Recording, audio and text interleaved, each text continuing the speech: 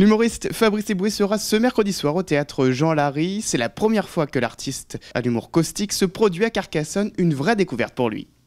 Tout va être une découverte, c'est vrai que on a la chance que le spectacle fonctionne bien, donc on va découvrir des nouvelles villes qu'on n'a encore jamais faites, y compris Carcassonne.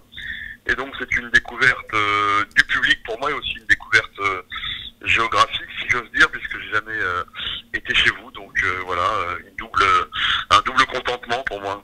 On est tellement en panique surtout avec nos enfants, c'est normal. Moi le pire c'est quand je prends l'avion sans mon fils maintenant. Avant j'avais pas du tout peur, maintenant quand je suis au décollage sans lui je suis en panique. Et l'autre jour, qui vient s'asseoir juste à côté de moi sur Zinedine Zidane.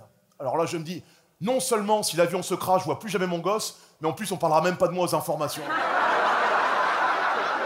Fabrice Eboué revient avec un nouveau spectacle, plus rien à perdre, au thème varié du complotisme au véganisme. Fabrice Eboué ne s'interdit rien.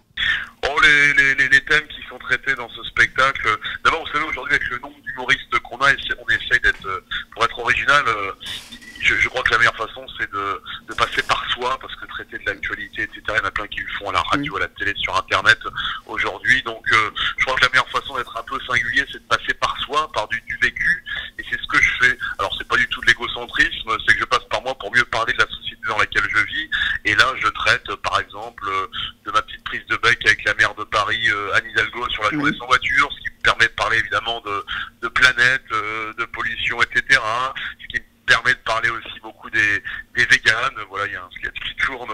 C'est vrai que moi j'ai une petite nièce qui est végane. Un jour j'étais en train de faire des œufs, elle m'a dit t'as pas honte de manger des fœtus.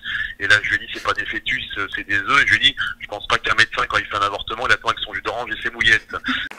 T'as du prosélytisme maintenant, va juste acheter des pâtes chez Franprix. Tu rentres là-dedans, t'as un grand rayon pâtes vegan, un grand rayon pâtes sans gluten, et maintenant t'as un tout petit rayon pour les gens qui mangent encore des pâtes normales. C'est devenu le rayon de la honte, c'est le rayon du sex shop nain obèse et zoophile. C'est pas des blagues, ils viennent d'ouvrir à Paris le premier restaurant vegan naturiste. C'est-à-dire ils te disent, ah nous la viande on peut pas, mais manger au milieu de tas de graisse qui se baladent, ça les dérange pas. Avec Nadine, 72 ans, qui doit être là. Ah bah ils m'ont mis de la viande dans mon assiette. Ah bah non, c'est mon sein. Mon spectacle s'appelle Plus rien à perdre.